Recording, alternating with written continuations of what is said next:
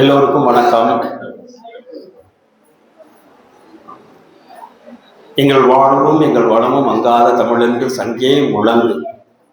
எங்கள் பகைவர் எங்கோரும் மறைந்தார், இங்குள்ள தமிழர் ஒன்றாதல் கண்டே. திங்களோடும் செடும்பருதி தன்னோடும் வெண்ணோடு உடுக்களோடு மங்குள் கடல் இவற்றோடு பிறந்த தமிழுடன் பிறந்த நாங்கள் ஆண்மை சிங்கத்தின் கூட்டம் என்று சிறியோருக்கு ஞாபகம் செய்யும். முழங்கு சங்கே, சங்கே முழங்கு. மீண்டும் நாம் மிக முக்கியமான ஒரு தலைப்பின் கீழ் நாம் அனைவரும் இங்கே ஒன்று சேர்ந்திருக்கிறோம். இது கடந்த ஆண்டு புத்தகங்களை பற்றிய ஆய்வு நாம் கட்டாயம் செய்ய வேண்டும் என்று எங்களுடைய அன்பிற்கினிய ஆசான் சேகர் ஐயா அவர்கள் கேட்டுக்கொண்டார். கடந்த ஆண்டு நாம் திண்டுக்கல்லில் சில நூல்களை வாசித்தோம், யோசித்தோம், புரிந்து கொண்டோம். இன்று அதை இன்னும் சிறப்பாக தண்ணீருக்கான தட்டுப்பாடு பெருகி கொண்டிருக்கிற இந்த காலகட்டத்தில், தண்ணீருக்காக போர்கள் உருவாகக்கூடிய சூழல் இருக்கின்ற இந்த நிலைமையில் நாம் தண்ணீரை தவிர வேறு எதெதன் மீதோ திரைப்படங்கள், அலைபேசிகள் எதிலோ அக்கறை செலுத்துகிறோம். குடிக்க தண்ணி இல்லைன்னா எல்லாருமே மாண்டு போவோம். இன்றைக்கு உலகமே வறட்சியின் பிடியில். இந்த சூழலில் நாம் எப்படி தண்ணியை பற்றி யோசிக்காமல் இருக்க முடியும்? எனவே இந்த தலைப்பில் நாம் ஏன் யோசிக்கக்கூடாது என்றவுடன் சேகர் ஐயாவினுடைய இந்த கருத்தை நாங்கள் உடனடியாக உள்வாங்கி கொண்டோம். செல்வகுமார் அவர்களும் நானும் இது குறித்து கேட்ட பொழுது உடனடியாக நாம் இதை திண்டுக்கல்லில் வைத்து கொள்ளலாம் என்றோம். சூர்யா அவர்களிடம் பேசிய பொழுது, கல்லூரியிலே இங்கே மாணவிகள் இருக்கிறார்கள், நிறைய படிக்கின்ற வயதினர் இருக்கிறார்கள், இங்கே வையுங்கள், நாம் எதிர்கால தலைமுறைக்கே இந்த செய்தியை கொண்டு போய் சேர்த்து விடலாம் என்ற பொழுது எங்களுக்கு மிகுந்த மகிழ்ச்சி ஏற்பட்டது. ஆகவேதான் இந்த பொன்னான வாய்ப்பை திரு சூர்யா சுப்பிரமணியன் அவர்கள் சூர்யா நினைவு அறக்கட்டளை மூலமாக இந்த நிகழ்ச்சியை இந்த மட்டிலும் வெற்றிகரமாக இதை உங்களுக்காக படு சிரமப்பட்டிருக்கிறார். அவருடைய ஓய்வறியா உழைப்பை நாம் உண்மையிலேயே பாராட்ட வேண்டும். மிக குறுகிய காலத்திற்குள் இவ்வளவு தூரம் இங்க இருக்கிற ஆசிரியர்கள், மாணவ கண்மணிகள் அனைவரும் ஒத்துழைப்பு தந்திருக்கிறீர்கள்.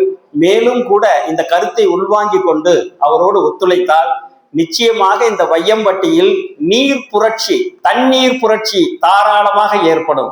அந்த புரட்சியை முன்னின்று செய்கின்ற முன்னணி போராளிகளாக நீங்கள் ஒவ்வொருவரும் விளங்குவீர்கள் என்பது உண்மையிலேயே இப்பொழுது நன்றாக நமக்கு நெஞ்சத்தில் படுகின்றது. இந்த சூழலிலே தான் நாங்கள் தண்ணீரை பற்றி மிகுந்த கவலையோடு யோசிக்கிற பொழுது முபாரக் அவர்களும் எங்களோடு இந்த பகுதியில இருந்து இணைந்து கொண்டு பேசவே மாட்டேன் அப்படின்னாரு. எனக்கு கவிதை மட்டும்தான் தெரியும் அப்படின்னாரு. பாத்தீங்களா எவ்வளவு என்ன சொன்னாரு, கவனிச்சிங்களா? என்ன சொன்னார் தண்ணியை பத்தி? அதுதான் கவிஞரை கூப்பிட்டு பேச வைக்கணுங்கிறது. என்ன சொன்னாரு? அதான் நதினா என்னன்னு சொன்னாரு. நம்ம காலுக்கு அடியில் ஓடிட்டு இருக்கிறதுனாரா, நம்ம உசுருன்னாரு. ஒரு கவிஞன் தான் அந்த அளவுக்கு தன்னுடைய நெஞ்சத்துல இருக்கிறத உசுரியா, நதிங்கிறது நம்ம உயிர் சொன்னாரா? கவனிச்சிங்களா? தயவு செய்து மாணவ கண்மணிகளே யோசிங்க. முதல்ல மூச்சு காத்த கொஞ்ச நேரம் நிப்பாட்டுங்க, மூக்க புடிங்க. ஒரு நிமிஷமாவது உங்களால் நிற்க முடியுமா? இருக்க பார்ப்போம். இங்க வாங்க, முன்னாடி வாங்க, அவங்கள கூப்பிடுங்க, இங்க வாங்க வாங்க. எவ்வளவு நேரம் மூச்சை பிடிச்சிட்டு இருக்கீங்கன்னு பார்ப்போம். சரி, மூச்சை பிடிங்க, தம் கட்டுங்க. ஆனா அது இல்ல இப்ப சொல்ல வந்தது. மூச்சு இல்லாம யாராவது இருக்க முடியுமா? உயிர் வாழ முடியுமா? முடியவே முடியாது. அதனாலதான் நம்ம காத்தை எப்படி காப்பாத்துறது அப்படின்னு யோசிக்கிறோம். அதோட சேர்ந்து இப்ப இன்னொன்னு யோசிச்சுட்டு இருக்கோம். என்னது? மூச்சு காத்துக்கு அப்புறம் இன்னொன்னு இல்லைன்னா செத்து போயிடுவோம். என்னது? சாப்பாடு இல்லாம கூட இருந்துடலாம். தண்ணி குடிக்காம இருப்பீங்களா? ஒரு நாள் இருந்து பாருங்களேன். நாங்க யாரோ சொன்னீங்களே மூச்சை நாங்க பிடிச்சிட்டு இருந்துடுறோங்கிற மாதிரி, தண்ணி குடிக்காம ஒரு நாள் முழுக்க இருந்து பாருங்க, என்ன ஆயிரும்? புரூஸ்லி எவ்வளவு பெரிய வீரன் இல்லையா, கராத்தே வீரன் இல்லையா புரூஸ்லி. ஒரே அடியில 10-20 செங்கலை உடைக்கிற பேராற்றல் மிக்கவர் எப்படி இறந்தாருன்னு இப்ப சொல்றாங்க. தண்ணி சரியா குடிக்கல. உடம்புல முக்காவாசி என்ன இருக்கு? தண்ணி தானே இருக்கு. தண்ணி தான் இருக்கு. அந்த தண்ணி நம்மளுக்கு உடம்புல இல்லை அப்படின்னா, நீர்ச்சத்து குறைஞ்சிச்சுன்னா நீங்க எவ்வளவு பலசாலியா இருந்தாலும் அவுட். அப்ப தண்ணீருடைய முக்கியத்துவத்தை உணர்த்துகின்ற வகையில தான் சேகர் ஐயா இந்த இடத்துல இப்படி ஒரு நிகழ்ச்சியை நடத்த வேண்டும் என்று கேட்டுக்கொண்டார். அதுக்காக முயற்சி எடுத்து சூர்யா அவர்கள், செல்வகுமார் அவர்கள் தமிழகன் அவர்கள் இந்த இடத்திலே வந்து இதை வெற்றிகரமாக உருவாக்குவதற்கு எல்லா முயற்சிகளை மேற்கொண்டார்கள். அப்பொழுது ஐயா அவர்கள் ஒரு வாரத்துக்கு முன்னாடியே அடுத்துட்டு ஒவ்வொரு நாளும் கேட்டார், புத்தகம் வந்துருச்சா, புத்தகம் வந்துருச்சா, இந்த புத்தகத்தை அனுப்பிட்டு இந்த புத்தகத்தை தயவு செய்து ஐயா எனக்கு அனுப்புனதுக்காக அவர் கோடான கோடி நன்றி தெரிவித்துக் கொள்கிறேன். ஒரு 3 இடத்துல என்னால புஸ்தகத்தை படிக்கவே முடியல. வாய் விட்டு கண்ணீர் விட்டு கதறி அழுகிற நிலைமையில் நான் வந்து இந்த புஸ்தகத்தை வாசிச்சேன். இது சாதாரண புஸ்தகம் இல்லைங்க, நீங்க கொடுத்திருக்கிறது சாதாரண புஸ்தகம் இல்லை, இது புஸ்தகமே இல்லை. இது வந்து நீர்மம் தலைப்பு வச்சிருக்காங்க. நீர்மம்னா என்ன? நீர்மம்னா அதான் அதுல இருக்கு. அப்படியே ரொம்ப யோசிக்கிறீங்க, நீங்க ரொம்ப யோசிக்கவே கூடாது. சாதாரணதான் நீர், அதான் நீர்மம். சரியா? நீர்னா தண்ணி தான். ஆனா ஏன் நீர்மம் வச்சிருக்காங்கன்னா, நதின்னு சொன்னீங்க, ஆறுன்னு சொன்னீங்க, அதுல ஓடுறது தனது நீர் தானே. சரி, உங்க கிச்சன்ல இருந்து வெளியில போகுது, அதுக்கு பேர் என்ன? கழிவு, கிச்சன் கழிவுகள் இல்லையா? அந்த கழிவு தண்ணிக்கு பேர் என்ன? அது நீர் தானே. சாக்கடைகளா ஓடிட்டு இருக்கு, அதுக்கு பேர் என்ன? நீர் தான். உங்களுக்கு சாக்கடை கொடுத்தா உங்களால குடிக்க முடியுமா? முடியாது. ஆனா இன்னைக்கு நதிகள் எல்லாம் சாக்கடைகளாக மாறிவிட்டன. அதுல மிக முக்கியமான ஒன்று தாமிரபரணி. இந்த தாமிரபரணி யாரு எங்க ஓடுது? யாரா சொல்லுங்களேன் பாப்போம். தாமிரபரணி அவங்களுக்கு கைதட்ட கொடுங்க. இதை தெரிஞ்சுக்க நான் திருநெல்வேலியில பிறந்திருக்கணுங்கிற அவசியம் கிடையாது. இன்னொன்னுக்காக நான் உண்மையில சேகர் ஐயாவை நான் பாராட்ட கடமைப்பட்டிருக்கிறேன். ஏன்னா திருநெல்வேலியில ஓடிட்டு இருக்கிற, கன்னியாகுமரியில ஓடிக்கொண்டிருக்கிற, தூத்துக்குடியில ஓடிக்கொண்டிருக்கிற 3 மாவட்ட மக்களை காப்பாற்றி கொண்டிருக்கிற தாமிரபரணியை பத்தி திருநெல்வேலியிலோ கன்னியாகுமரியிலையோ அங்க தூத்துக்குடியிலையோ இந்த மாதிரி கூட்டம் நடத்தல. ஐயா இங்க வந்து நடத்துறாங்க. இதுதான் உண்மையான அக்கறை. இதுதான் உண்மையான அக்கறை. இந்த இடத்துல சூர்யா சுப்பிரமணியம் அவர்கள் இந்த ஆறு இங்க ஓடலையே, இந்த தாமிரபரணி இங்க ஓடலையே, இந்த தண்ணி கூட இங்க கிடையாது எல்லாம் யோசிக்கல. எந்த இடத்துல ஆறு ஓடுனாலும் அந்த ஆத்தை காப்பாற்ற வேண்டிய கடமை உலகத்துல இருக்க எல்லா மனிதர்களுக்கும் உண்டு. அதுல வகையில தான் வந்து வையம்பட்டியில தாமிரபரணியை பத்தி அவங்கெல்லாம் பேசுறதுக்கு முன்னாடியே நம்ம பேச ஆரம்பிச்சிட்டோம். நிச்சயம் நான் சொல்றேன், ஒரு உறுதிப்பாட்டா நான் சொல்றேன், இந்த தாமிரபரணியை பத்தி நீங்க எல்லாம் இங்க உட்கார்ந்து பேசுறோம்னு நினைக்காதீங்க. ஒவ்வொருத்தரும் இனிமேல் அங்க இருக்கிறவங்க பேசித்தான் ஆகணும். ஏன்னா இந்த நாவல் அப்பேற்பட்டதற்கு முத்தாளங்குறிச்சி காமராசன் அவருடைய பேரு. இவர் வந்து 85 புத்தகம் எழுதியிருக்காரு. அதுல ஒண்ணுதான் இந்த நீர்மம்ங்கிறது நாவல். கதை தான் இப்ப உங்களுக்கு சொல்ல போறேன். தயவு செய்து கதையை நல்லா கவனிங்க. காளியப்பன்னு ஒருத்தர், அவர் தான் இந்த கதையிலே நாயகர். சரியா? செல்வி அவங்கதான் கதாநாயகி. தாமிரபரணி தாத்தா, அவருக்கு தாமிரபரணியை பத்தி எல்லாமே தெரிஞ்சிருக்கு. இந்த 3 பேரு என்ன செஞ்சாங்கிறதா நாவல். இந்த 3 பேரும் ஒரு தொண்டு நிறுவனத்துல காளியும் செல்வியும் 2 பேரும் சின்ன வயசு பாவம். செல்விக்கு வந்து அப்பதான் +2 முடிச்சிருக்கிறாங்க. அந்த சின்ன பொண்ணு தொண்டு நிறுவனத்துல போய் நீர்நிலைகளை காப்பாற்றுவோம் அப்படிங்கிற முயற்சியில இருக்கிறப்ப ஒரு சம்பவம் நடக்கு. பழங்குடி மக்கள் அந்த பகுதியில இருக்காங்க திருநெல்வேலியில. அப்ப திருநெல்வேலியில இருக்க காணியர்கள்ங்கிற பழங்குடி மக்கள் மத்தியில அவங்க வேலை செஞ்சுக்கிட்டு இருக்கிறப்ப ஒரு நாள் வெளியில வர்றாங்க. அதிகாலை நேரம் ஒரு புலி ஒண்ணு வந்துருச்சு. அந்த புலி 2 பேரையும் பார்த்துருச்சு. 2 பேரும் நிக்கிறத பார்த்த உடனே முதல்ல யாரு பயந்துருப்பா? காளியா செல்வியா? யாரு அதிகம் பயந்துருப்பா? செல்வியா? இதுல ரொம்ப இதா இருக்கிறீங்க. புலியை முறத்தால் துரத்தி அடித்தால் தமிழச்சின்னு இலக்கியத்துல வாசிச்சுட்டு செல்விதான் பயந்துருப்பா, பொம்பளை பிள்ளைதான் அப்படிங்கிறீங்க. ஆனா சரியாத்தான் சொல்லிட்டீங்க. செல்விக்குதான் ரொம்ப உதறல் எடுத்துருச்சு. ஓடி போய் காளிய கட்டி பிடிச்சிட்டா. ஐயோ அப்படின்னு. காளிக்கு அதை விட நடுக்கம் இருந்தாலும் என்ன செய்யறேன்னு தெரியல. கண்ணை மூடிட்டாங்க. புலி வந்தா தான் தெரியும். கற்பனை பண்ணி பாருங்க, இப்ப பக்கத்துல ஒரு புலி வந்து அப்படி உட்காந்து கேட்டுட்டு இருப்பீங்களா? அவங்க 2 பேரும் 5 நிமிஷம் கண்ணவே திறக்கல. இடி மின்னல் வந்தா எப்படி இருக்கும் அது மாதிரி பயந்து நடுங்கி வேர்த்து விறுவிறுத்து கண்ணை திறக்க பயந்துட்டு இருக்கப்ப புலி ரொம்ப பக்கத்துல இருக்கு. ஆனா அது அவங்கள என்ன செஞ்சிச்சுன்னே தெரியல. 5 நிமிஷம் அழிச்சு ஒரு பாட்டியோட குரல் கேக்குது. பாட்டி, என்ன 2 பேரும் என்ன அப்படின்னு கேட்ட உடனேதான் அவங்க கண்ணை திறந்து பார்த்தா பாட்டி, புலி எப்படிடா பாட்டியா மாறிச்சு அப்படின்னு சொல்லி எல்லாருக்கும் சந்தேகம் வருது.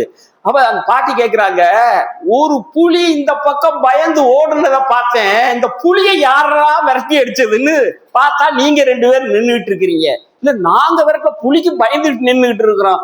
அப்பதான் அந்த பழங்குடி வம்சத்தை சேர்ந்த அந்த காணியர்களில் இருக்கிற வயதான அந்த மூதாட்டி என்ன சொல்றாங்க பாருங்க, புலி, சிங்கம், யானை இது எதுக்கு நாங்கெல்லாம் பயப்பட மாட்டோம், அதை துன்புறுத்துனீங்கன்னா தான் அது நம்மளை தாக்குதல் நடத்துது, நீங்க பார்த்து கண்டுக்காம இருந்தீங்கன்னா அதுவும் கண்டுக்காம போயிடும், நீங்க அதை போய் துன்புறுத்துனீங்க உங்களை சும்மா விடாது, நீங்க நல்ல வேலைக்கு ஆடாம அசையாம பயத்திலையாவது அப்படியே சில மாதிரி நின்றுட்டீங்க, அப்படி அசைஞ்சுக்கிட்டு இருந்தீங்க புலி இந்நேரம் உங்க 2 பேரையும் சாப்பிட்டு இருக்கும் அப்படின்னு அவங்களுக்கு ஒரு உண்மை புரியுது.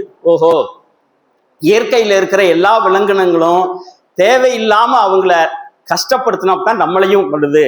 யானை கூட தும்பிக்கையில தூக்கி அடிக்கிறது காரணம் அதை துன்புறுத்துறதுனாலதான், இயல்புல விட்டுறணும் அப்படிங்கிறத புரிந்து கொண்டு அவர்கள் 2 பேரும் அதுக்கப்புறம் அந்த புலி என்ன 2 பேரும் சேர்த்து வச்சுல கட்டி பிடிச்சாங்கல்ல, அதனால அதுக்கப்புறம் அவங்களுக்குள்ள ஒரு ஸ்நேகம் வருது, காதல் வருது. 2 பேருமே சரி நம்ம ஒருத்தர் விரும்புறோம், கல்யாணம் முடிச்சுக்கலாங்கிற அளவுக்கு போறாங்க. அப்பா அம்மாட்ட பேசி முறையா நம்ம 2 பேரும் கல்யாணம் முடிச்சுக்கணும் அப்படின்ட்டு பேசி வச்சுட்டு வீட்டுக்கு போகலாம் அப்படிங்கிறது மாதிரி நினைக்கிறாங்க.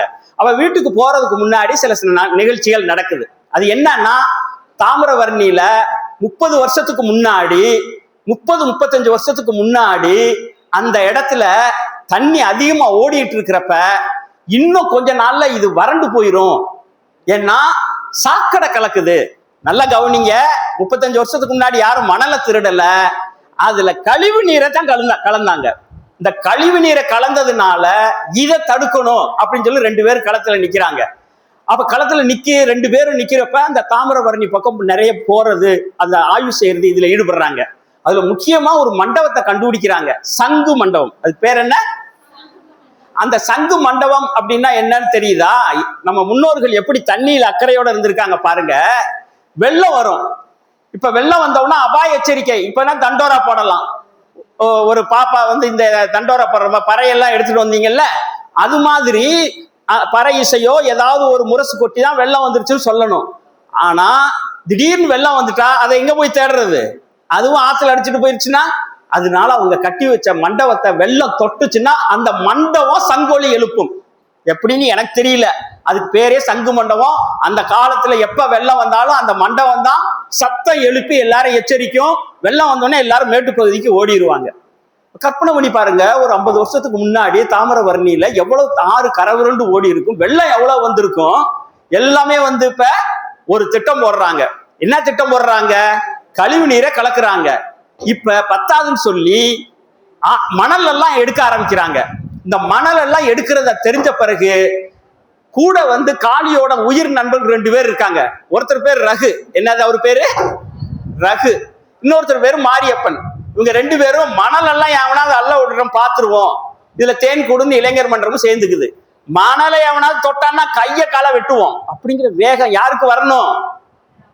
யாருக்கு வரணும்? உங்களுக்கு வரணுங்க.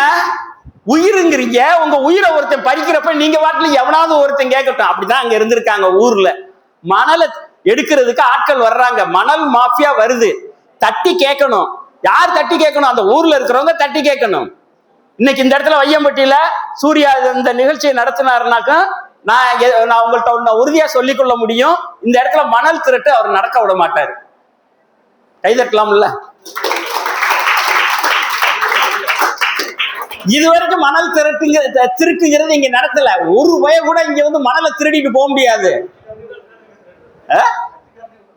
அப்ப பாருங்க, ஒரு திருட்டை நீங்க தடுக்கணும், இல்லைன்னா திருடனோட மோசமான ஆளாயிருவீங்க. திருட்டை தடுக்க முடியலன்னா என்ன அர்த்தம்? வேடிக்கை தானே பாக்குறோம். அப்ப திருடனுக்கு ஒத்துழைக்கிறோம்ல, அப்படி இருக்கக்கூடாது. அதுக்கு சிறந்த ஒரு எடுத்துக்காட்டா இதை சொல்லலாம். அப்படித்தான் காளியும் செல்வியும் எங்க உயிரை கொடுத்தாவது நாங்க இதை மீட்போம்னா, லாரி உள்ள இறங்கிருச்சு.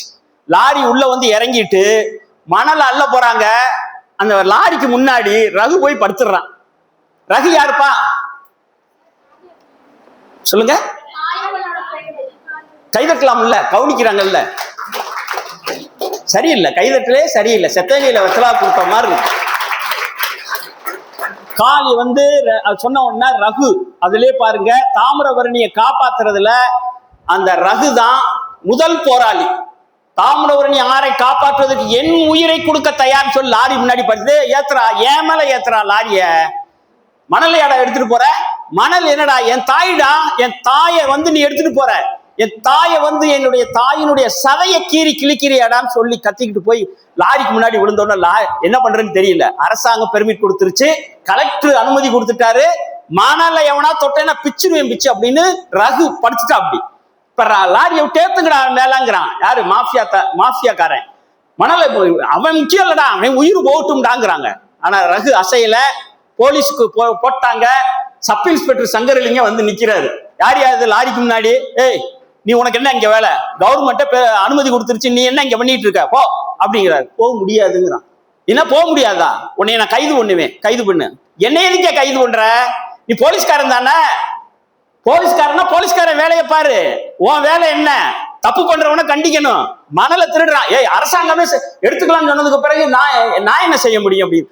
அரசாங்கமே சொன்னாலும் இந்த நாட்டுல தப்புன்னா தப்பு தான். கடவுளே சொன்னாலும் தப்புன்னா தப்பு தான். யார் தப்பு செஞ்சாலும் நம்ம தட்டி கேட்கணும்.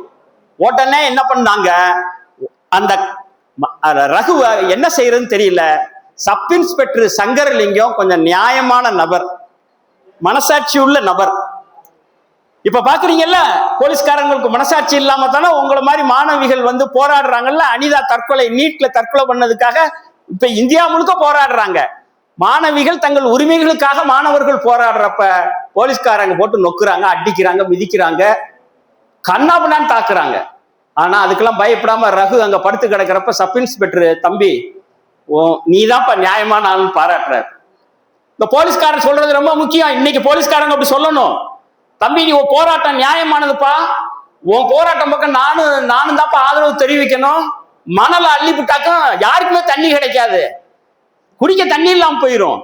அந்த இதை நான் பாராட்டுறேன். ஆனா என்ன சிக்கல் இருக்கு பாரு. இப்ப அரசு, கலெக்டர் எல்லாரும் ஒன்னா இருக்காங்க, மணல் எடுக்கலான்ட்டாங்க. இப்ப நீ மட்டும் சொல்லி என்ன பண்ணியது? சரி ஒண்ணு செய்வோம், லாரியை திரும்ப எடுத்துட்டு போ, ரகு நீ எந்திரி வீட்டுக்கு போ, நாளைக்கு எல்லாரும் அமைதி பேச்சுவார்த்தை பார்த்துக்குவோம் அப்படின்னு.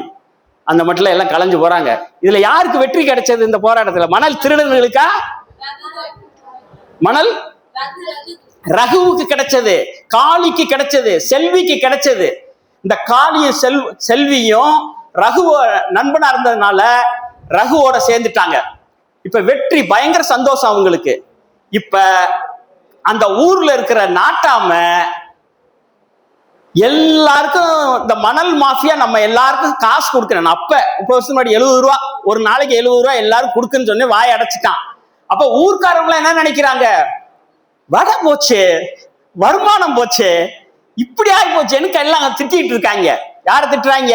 மணல் திருட்ட தடுத்தவன திருட்டு பைய, இவன் மாதிரி எல்லா பொழப்பையும் நீக்கிட்டான் அப்படின்னு திட்டிட்டு இருக்காங்க. அப்ப இந்த காதல்லாம் நம்ம சொல்லிட்டு இருக்கோமே, இந்த புத்தகத்தை படிங்க, காதல்னா என்னன்னு புரிஞ்சுக்குவீங்க. காளியும் செல்வியும் ஒருத்தர் பார்த்து அந்த நேரத்துல என்ன சொல்றாங்க, நம்ம ஊர்ல நம்ம அப்பா அம்மாட்ட சொல்லி கல்யாணம் முடிச்சுக்குவோம், ஆனா தாம்பத்திய உறவு வேண்டாம், நம்ம கூட மாட்டோம், குழந்தைகள் பெற்றுக்க மாட்டோம். என்னைக்கு தாமிரபரணி மீட்கப்படுகிறதோ அன்னைக்கு தான் நம்ம இன்னைக்கு குடும்ப வாழ்க்கைக்கே நாங்க போவோம். அது வரைக்கும் குடும்பமும் கிடையாது, நம்மளுக்கு கிடையாது, நம்ம 2 பேரும் சேர்ந்தா இருப்போம், சரியா? ஆனா எந்த காரணம் கொண்டு நம்மளுக்குள்ள எந்த உறவும் கிடையாது. ஏன்னா நம்ம 2 பேருடைய உசுறு தாமிரபரணியை காப்பாத்துறதுல தான் இருக்கணும்னு சொல்லி உறுதிமொழி எடுத்துக்கிறாங்க. இது எவ்வளவு பெரிய உறுதிமொழி! இன்னைக்கு காதல் இதெல்லாம் சொல்லிட்டு செல்ஃபி எடுத்துக்கிட்டு திரியிறோமே, இதை படிங்க, இதுலதான் காதல்னா என்னன்னு தெரிஞ்சுக்குவீங்க. அப்ப 2 பேருடைய பேர் இன்னைக்கு வரைக்கும் ஏன் பேசப்படுதுன்னு கண்டுபிடிச்சுக்கலாம். இப்படி எல்லாரும் உறுதியா இருக்காங்கன்னு தெரிஞ்ச உடனே மணல் மாஃபியா நாட்டாமைய புடிச்சிட்டான். நாட்டாம, ஊருக்கு நீதான தலைவன், நான் சொல்றதை கேளு, எல்லாரும் காசு வாங்கிட்ட, அதனால இந்த பயல்களை நீ அடிச்சு வரட்ட வேண்டியது உன் வேலை, என்ன செய்வோ தெரியாதுன்னு அவன் இன்னும் கொஞ்சம் காசை கொடுத்துட்டு போயிட்டான். நாட்டாம என்ன செய்யறா, அப்படி ஊருக்குள்ள போய் செல்வியோட அம்மாட்ட, இங்க பாரு கல்யாணம் நடந்துச்சா 2 பேருக்கும், 2 பேரும் ஒன்னா பழகிட்டு கிடக்குறாங்க, அவன் காளி செல்வியை கெடுத்து நாசமாக்க போறான், நீ எல்லாம் பெத்த தாயின்னு இங்க உட்காந்துக்கிட்டு இருக்கேன்னு நாட்டாமை உசுப்பேத்தி விடுறான். நாட்டாமை இப்படி பேசின உடனே என்னாச்சு தெரியுமா, செல்வியோட அம்மா பஞ்சாயத்தை கூட்டுறாங்க. ஐயோ என் புள்ள வாழ்க்கையை நாசமாக்க பாக்குறானே இந்த காளி பைய அப்படின்னு சொல்லிட்டு ஊர் பஞ்சாயத்து நடக்குது. இவங்க 2 பேரும் ஊருக்குள்ள வர முடியல. அதுக்கு முன்னாடி பஞ்சாயத்து நடக்குது. ஊர்ல அம்மன் கோயிலுக்கு முன்னாடி பஞ்சாயத்து நடக்குது. அப்ப அந்த பஞ்சாயத்து நடக்கிறதுக்கு முன்னாடி வனத்துறை அவங்க 2 பேரையும் பாராட்டுது. வனத்துறை எதுக்காக காளியை பாராட்டுதுன்னா, வனத்துறை ரகசியமா காளியை கூட்டியப்பா, நீ தான் இந்த தாமிரபரணி காப்பாத்துறங்கிற, தயவு செய்து நான் சொல்றது மாதிரி நடி. என்ன சொரிமுத்து ஐயனார் திருவிழா நடக்குது, அந்த திருவிழாவில் நீ போய் என்ன பண்ற, என்ன செய்யற, அதுல இருங்க படிங்க முதல்ல. அவர் சொரிமுத்து ஐயனார் திருவிழாவில் போய் சாமி வந்து ஆடுற, நீ சாமி வந்ததுல நீ என்ன சொல்லணும்னா, அட பாவிகளா நீங்கெல்லாம் விளங்குவீங்களாடா, ஏன்டா ஆத்த நாசமாக்குறீங்க, உங்க ஒருத்தனை கூட வந்து இன்னைக்கு விட்டு வைக்க மாட்டான், சொரிமுத்து ஐயனார் விட்டு வைக்க மாட்டான், தாமிரபரணியை நீங்க வந்து இப்படி நாசமாக்குனா அதுல போய் சாக்கடையெல்லாம் கொட்டாதீங்கடான்னு திட்டணும். திட்டிட்டு சாமி இறங்கி நீ போயிடணும், அவ்வளவுதான். இதை நீ செய்யி, ஜனங்க எல்லாம் அப்புறம் பாத்துக்கலாம்னு ஒண்ணு. திருவிழாவில் அம்புட்டு ஜனங்கள் முன்னாடி காளி போய் சாமி ஆடி, அந்த சாமி ஆடி என்ன சொல்றாரு அவரு, டே எல்லாம் கவனிங்கடா, இங்க நான் வந்து இங்க வந்திருக்கேன்டா, சாமி வந்திருக்கேன்னு சொன்ன உடனே என்ன சொல்லுங்க சாமின்னு எல்லாரும் கேட்கிறாங்க. என்னத்த சொல்லவா, ஏண்டா ஆத்துல கொண்டு சாக்கடைகளை கலக்குறீங்க, கழிவு கலக்குறீங்க, குப்பையை கொட்டுறீங்க, எதுக்குடா நீங்க எல்லாம் குப்பையை கொட்டி தொப்பையை வளர்க்குறீங்க, போய் தொலைங்கடான்னு சொல்லி சாமி வந்து பயங்கரமா ஆடி, எவன் இனிமேல் குப்பையை கொட்டினாலும் நான் இனிமேல் தண்டிப்பேன் அவனை அப்படிங்கிற மாதிரி பேசும். இனிமேல் நாங்கெல்லாம் ஒண்ணுமே செய்ய மாட்டோம், தாமிரபரணி ஆத்துக்குள்ள எதையுமே நாங்க குப்பை கொட்ட மாட்டோம் அப்படின்னு எல்லாருமே சொன்னாங்க. அப்படி வா வலிக்குன்னு சொல்லிட்டு சாமி வந்ததை கொஞ்சம் நிப்பாட்டி விட்டு போய் வனத்துறை அவங்கள கூப்பிட்டு 2 பேரையும் பாராட்டுறாங்க.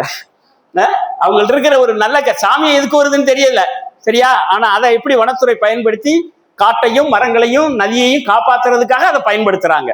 இது செஞ்சு முடிச்சதுக்கு பிறகு தைரியமா நம்ம ஊர்ல நம்மளை பாராட்ட போறாங்க அப்படின்ட்டு வர்றப்ப 2 பேரையும் பஞ்சாயத்துல நிக்க வச்சு நாட்டாம, ஏண்டா கள்ளக்காதலாடா பண்ணிட்டு திரியுறீங்க, ஏண்டா பொம்பளை பிள்ளை ஏமாத்துறதுக்கு தானடா நீ இந்த வழி பண்றேன்னு நாட்டாம கேட்கிறான். யோ பார்த்து பேசியா, நான் எதுக்கே இந்த பொண்ணை ஏமாத்துறேன், இந்த பொண்ணு யாரு, அந்த பொண்ணோட நீ எதுக்கு போய் பழகிட்டு கிடக்குற, கல்யாணம் முடிச்சிட்டியா, இல்ல அப்புறம் இந்த பொண்ணோட பழகுற. அப்பதான் 2 பேருக்கும் புரியுது, ஏதோ இதுல வந்து சிக்க வச்சிருக்காங்க. அம்மாக்காரி பக்கத்துல நின்றுகிட்டு இருக்கா, புரிஞ்சிருச்சு அவங்களுக்கு. அம்மாவை பயன்படுத்தி நாட்டாம நம்ம 2 பேரையும் பழி வாங்கிட்டான். உடனடியா காளி என்ன சொல்ற, அப்படி இந்த பொண்ணை தான் நான் கட்டிக்குவேன். கட்டிக்குவியா, முதல்ல கல்யாணம் பண்ண, அதுக்கப்புறம் நீ கல்யாணம் பண்ணாம நீ என்னடா பழகுற அப்படி இப்படின்னு நாட்டாம, ஐயோ நாட்டாம வயசுக்கு தகுந்த மாதிரி பேசி பழகு அப்படின்னு சொல்லிவிட்டு இந்த கும்பல் எல்லாருமே ஊர்ல என்ன நம்பிட்டாங்க, இந்த 2 பேரும் ஏதோ திருட்டுத்தனம் பண்றாங்க அப்படின்னு. கடைசியில போனான் காளி, அங்க இருந்து அம்மன் கழுத்துல இருந்த மஞ்சக்கயிறை எடுத்தான். மஞ்சக்கயிறை எடுத்துட்டு வந்து என்ன செஞ்சுட்டான், செல்வி கழுத்துல கட்டிட்டு, டேய் இப்ப இந்த இடத்துல இருந்து அவன் எனக்கு பொண்டாட்டிடா, உங்களால என்னடா செய்ய முடியும் அப்படின்ட்டான். அப்ப அம்மாக்காரி அழுகுற. அம்மாக்காரி என்ன நினைச்சா, இந்த கல்யாணம் முடிக்க மாட்டான் ஏமாத்துருவான்னு நினைச்சா. அப்படி அப்புறம் வந்து அவ அம்மாக்காரி தனியா எல்லாம் கலந்து போயிட்டாங்க. அம்மாக்காரி மன்னிப்பு கேட்கிறா, இந்த நாட்டாமையினாலதான். அட போமா, நீ எல்லாம் பெத்த தாயின்னு சொல்ற. செல்வி திட்டுறா, நீ பெத்த தாய் தானே, கொஞ்ச நேரம் அமைதியா இருக்க கூடாதா, என்ன குடிமொழிக்கு போயிருது, நாங்க 2 பேரும் எங்க ஓடியா போயிட்டோம், என்ன நினைச்சு பெத்த மக நீ தானே சொன்ன, நான் எதையாவது உன்ட்ட மறைச்சிருக்கேனா, உன்னைய நாங்க மதிச்சு எங்க அம்மாட்ட சொல்லிட்டு தான் நாங்க வரணும்னு பேசிட்டு வர்றோம், நீ இங்க வர்றதுலாட்டி வந்து அந்த நாட்டாம சொன்னான்ட்டு போற, போ அவன்கிட்டே போ, நீ அவன்கிட்டே போய் நீ என்ன பேசணும் பேசிக்கிட்டு. அவ்வளவு போக 2 பேரும் தனியா போயிட்டாங்க. போய் குடிசையில அன்னைக்கு 2 பேரும் தனியா படுத்திருக்காங்க. ஒரு கவுனிங்க இளைஞன் ஒரு இளம்பெண். அப்பதான் வந்து எவ்வளவு அவங்களுக்குள்ள ஆசைகள்லாம் இருக்கும். ஆனா 2 பேரும் ஒரே பாயில படுத்திருக்காங்க, உடலுறவு கிடையாது. அவங்க 2 பேரும் மீண்டும் சொல்றாங்க, உறுதிமொழி. இப்ப நீங்க எல்லாம் உறுதிமொழி எடுத்தீங்கல்ல, அது சும்மா இனிமேல் இதயத்தில் இடம்பெற வேண்டும் உறுதிமொழிங்கிறது. அந்த 2 பேரும் அந்த நேரத்துல உறுதிமொழி எடுக்கிறாங்க, நமக்குள்ள தாம்பத்திய சுகம் தேவையில்லை, காப்பாத்துறதுக்கு நம்ம முதல் முயற்சி எடுப்போம் அப்படின்னு. அப்படியே தூங்கிடுறாங்க.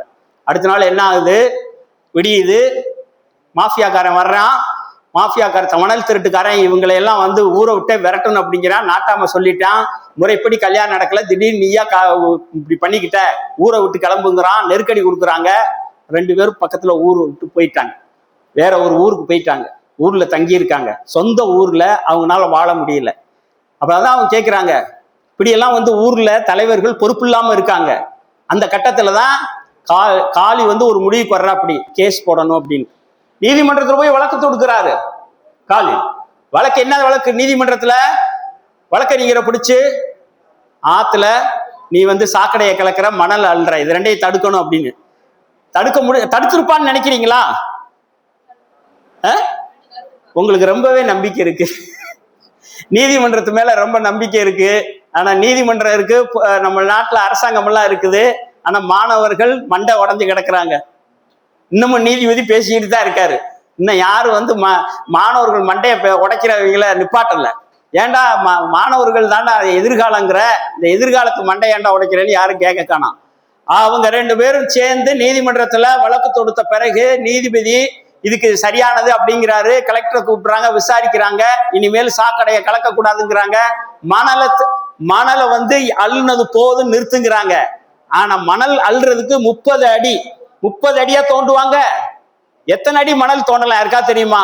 ஒரு ஆத்துல ஒரு மணலை எடுக்க அரசாங்கத்திட்ட அனுமதி வாங்கினா எத்தனை அடி தோண்ட அனுமதிப்பாங்க?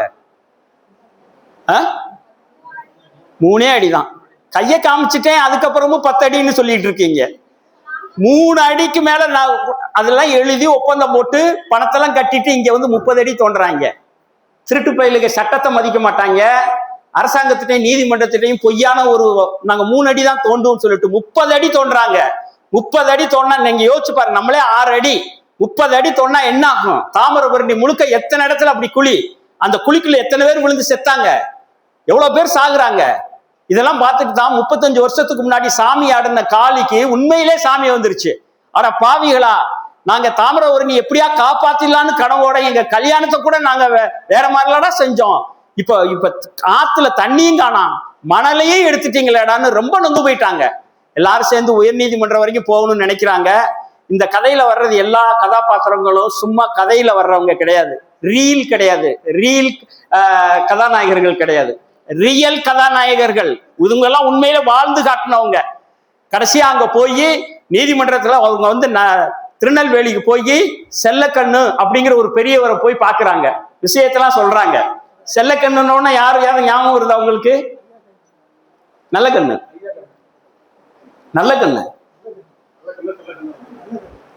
நாவலுக்காக செல்லக்கண்ணுன்னு போடுறாங்க. இந்த நல்ல கண்ணுங்கிற ஐயா இப்பதான் இறந்தாங்க. அவர் உயிரோட இருக்கிற போதே அவங்க போய் போராடணும்னு சொல்லி கேட்ட பிறகு அந்த 101 வயசு 100 வயசை தாண்டின அந்த பெரியவர் போய் நீதிமன்றத்துல போய் நின்னாருங்க. இதெல்லாம் நிஜத்துல நடந்தது. நீதிபதி கேட்கிறாரு, இந்த வயசுல வர்றீங்களா அப்படின்னு. அவர் உள்ள போனா எல்லாரும் எந்திரிச்சுன்னு வணக்கம் சொல்றாங்க. இப்ப எவ்வளவு ஒரு உயர்ந்த மனிதரா இருப்பாரு. அவர் இறந்து போயிட்டாரு. இது இந்த வாதிட்ட பிறகு அவர் வந்து இறந்த பிறகு தமிழ்நாடு அரசாங்கமே அவருக்காக அரசு மரியாதை கொடுத்து அடக்கம் செஞ்சது. அவ்வளவு சமூக போராளி அவர் மீசைய பிச்சை எறிஞ்சாங்க வெள்ளக்காரங்க. அவர் இதாண்டா இந்த மீசையை வச்சாடா அடக்கிறான்னு மீசைய பிச்சாங்க. அதனால அவர் வந்து அப்ப இந்த மீசை இருக்கிறதுனால பிக்கிற மீசையே வேணாம்டா, மயிர்டா, ஒண்ணு வேணாம்டா அப்படின்னு சொல்லிவிட்டு மீசையே இல்லாம 100 வயசு வரைக்கும் வாழ்ந்து சமுதாயம்னா என்ன, சமூக போராளினா எப்படி இருக்கணும், நாட்டுக்கு எப்படி எல்லாம் நல்லது செய்யலாம்னு கற்பிச்சுட்டு தான் செத்து போறாரு. அவரை போய் இவங்க நேரடியா போய் பார்த்த உடனே வக்கீல் எல்லாம் வேண்டாம், எனக்கு புரிஞ்சிருச்சு, நானே வாதாடுறேன்னு அவரே போய் வாதாடினாரு. அவரே போய் நீதிபதியிட்ட கேள்வி கேட்டாரு, இது நான் செய்ய வேண்டிய வேலையா, நீ செய்ய வேண்டிய வேலையா? நீ எதுக்கு இந்த நாட்டுல நீதிபதியா இருக்க? நீதிபதியா இருக்கிற ஆள் நீ தானே உத்தரவு போடணும். நீ உத்தரவு போட்டேன்னா ஒருவேளை மணல் எடுக்க முடியாது. உனக்கு அதிகாரத்தை கொடுத்துருக்காங்க, நீ என்ன பண்ணிட்டு இருக்க? என்னால என்னங்க செய்ய முடியும்? கலெக்டருக்கு தான் உத்தரவு முடியும். கூப்பிடுக்க. அவன் சைக்கிள்ல மணலை திருடுறான், சைக்கிள்ல சாக்குல மணலை அடிச்சுட்டு போறான். கழுதைய புடிச்சு ஒரு 20 கழுதைய வாடகைக்கு வாங்கி கழுதை நிறைய மணலை சுமந்து வெளியில கொண்டு போய் கொட்டி மணல் திருட்டு எப்படி எல்லாம் நடக்கு மாட்டு வண்டியில. இப்படியெல்லாம் சேகரிச்சு மணலை வெளியே கொண்டு போறாங்கிற உண்மையை நீதிபதிட்டு சொன்னதுக்கு பிறகு எல்லாத்தையும் சீஸ் பண்ணுங்கிறாங்க போலீஸ்காரங்க. அதுக்கப்புறம் போய் மாட்டு வண்டி கழுதை எல்லாத்தையும் வைக்கிறாங்க. இந்த கழுதை மேய்க்கிறேன்னு சொல்றேன், என்னைய கைது பண்ணு, கழுதை எப்படி நீ கைது பண்ணலாம், சட்டத்துல இடம் இருக்காங்கிற. நம்ம நாட்டுல எப்படி அகராஜி முடிச்சவங்க இருக்காங்க பாருங்க. சட்டம் தெரிஞ்சவங்க நீ என்ன கைது பண்ற, மாட்டு வண்டி எடுத்துருப்பா, ஆனா மாட்டை எப்படி நீ தொடலாம், அது கைது பண்ண சட்டத்துல இடம் இருக்கான்னு இவனுங்க எல்லாம் கேட்கிறாங்க. கழுதைக்கு சட்டம் வேணும், மாட்டுக்கு சட்டம் வேணாங்கிறான் இந்த மடையன். சரியா? இவன் யோசிச்சானா, இந்த மணலை திருடிட்டானா அவன் புள்ள சாகும். அதை உணர்ந்தானா? உணரல. அதெல்லாம் முடிஞ்சு வச்சுட்டாங்க. சந்தோஷமா காளி, செல்வி, தமிழ் அந்த தாமிரபரணி தாத்தா இவங்கெல்லாம் இவ்வளவு 30 வருஷம் நம்ம போராடிட்டோம். நல்லா கவனிங்க, 30 வருஷமா காளிக்கும் அந்த செல்விக்கும் எந்த விதமான தாம்பத்திய உறவும் இல்லை, அப்படிதான் இருந்திருக்காங்க. அந்த 30 வருஷம் பிறகு அவங்களுக்கு ஏமாற்றமா போயிடுச்சு. ஏன்னா எல்லா வகையிலையும் தோத்து போயிட்டாங்க. அரசாங்கம் கண்டுக்கல, நீதிமன்றம் கண்டுக்கல, போலீஸ்காரையும் கண்டுக்கல, மாஃபியா மட்டும் திருடை மட்டும் திருடிக்கிட்டே இருக்கான். நீங்க திருடுன்னு சாதாரண திருடுன்னு நினைக்காதீங்க. அவங்க மணலை திருடி வித்தவங்க எல்லாருக்குமே 50 கோடி 1000 கோடி 100 கோடின்னு சம்பாதிச்சிட்டாங்க. திடீர் பணக்காரர்கள் கோடீஸ்வரர்கள் உருவாகிற காரணமே இந்த மணல் தான். மணலை கொள்ளையடிச்சு அவங்க கோடீஸ்வரர்கள் ஆயிட்டாங்க. இந்த மாதிரி ரூம் வச்சிருக்காங்க ஒவ்வொருத்தனும். அந்த ரூம் நிறைய பணத்தை அடுக்கி வச்சிருக்காங்க. மணலை திருடி வித்த காசு எப்படி கட்டுக்கட்டா கொண்டு அதை என்றதுக்கு நேரம் இல்லாம கொண்டு போய் இப்படி கட்டுகள்லாம் வச்சிருக்காங்க. ரெய்டின்னு வர்றப்ப இங்க காவிரியில பாதி எரிச்சு எரியாத நோட்டெல்லாம் மதக்க விட்டாங்க. மணல்ல 50 பேர் திருடிட்டு இருக்காங்க. இதை தடுக்கணும். நம்ம எல்லாரும் உயிரை கொடுத்தா போறான்னா தான் நம்மளுக்கு அடுத்து வர்ற தலைமை. நம்மளுக்கே தண்ணி இல்லாம போயிடும். கடைசியா என்ன செஞ்சிருப்பாங்கன்னு நினைக்கிறீங்க? எதுவும் ஒண்ணும் செய்ய முடியல. ரொம்ப இவ்வளவு 30 வருஷம் போராடி பார்த்துட்டாங்க. அவங்களுடைய திருமண வாழ்க்கையும் இப்படி ஆயிடுச்சு. பொது வாழ்க்கையும் வெற்றி பெறல. ரொம்ப கஷ்டம், வேதனை, அழுகுறாங்க. கடைசியா ஒரு முடிவு எடுக்கிறாங்க. அந்த முடிவுல தான் உலகமே அவங்கள திரும்பி பார்க்குது. என்ன முடிவு எடுத்திருப்பாங்கன்னு யோசிங்க. என்ன முடிவு எடுத்திருப்பாங்க? என்ன முடிவு எடுத்திருப்பாங்க? 3 பேரும் செல்போன்ல கொஞ்சோண்டு சார்ஜ் பண்ணிட்டு எடுத்துட்டு, ஏன்னா செல்லை வச்சு நம்மளை கண்டுபிடிச்சிடக்கூடாதுன்ட்டு 3 பேரும் சாக்கடைக்குள்ள இறங்கிட்டாங்க. இந்த சாக்கடைக்குள்ள இறங்கி நிக்கிறாங்க. அப்ப சொல்றாங்க, அட பாவிலா, நாங்க 3 பேர் ஒரு முடிவு எடுத்துட்டோம்னா சொன்னாலும் உங்களுக்கு புரிய மாட்டேங்குது. சென்னைன்னு எல்லாம் ஓடிட்டு இருக்கீங்க. சென்னையில ஒரு பெரிய ஆறு கூவம் கரை உரண்டு ஓடிட்டு இருந்துச்சு. அந்த கூவம் இன்னைக்கு சாக்கடையா போச்சு. இதே தாண்டா இப்ப இங்க எதுக்கும் நடக்க போகுது. தாமிரபரணியும் கூவம் மாதிரி சாக்கடையாக போகுது. நான் என்ன செய்ய போறேன், இப்ப நாங்க 3 பேரும் சாக்கடைக்குள்ள இறங்கி நீருக்குள்ளே நாங்க சமாதியாக போறோம். எங்கனால சாக்கடையை தடுக்க முடியல, மணல் அள்ளுறவனை தடுக்க முடியல. நாங்க இந்த சமாதி அடைகிறோம். எங்க 3 பேர் உடம்பு கூட உங்களுக்கு கிடைக்க கூடாதுரா அப்படின்னு சொல்லிட்டு பேசிட்டு இருக்கும் போதே செல்போன்லாம் கட் ஆயிடுச்சு. ரொம்ப சார்ஜ் பண்ணல. அப்படியே 3 பேர் தண்ணிக்குள்ள சாக்கடைக்குள்ள அப்படியே கொஞ்சம் கொஞ்சமா போறாங்க. 3 பேரும் அப்படியே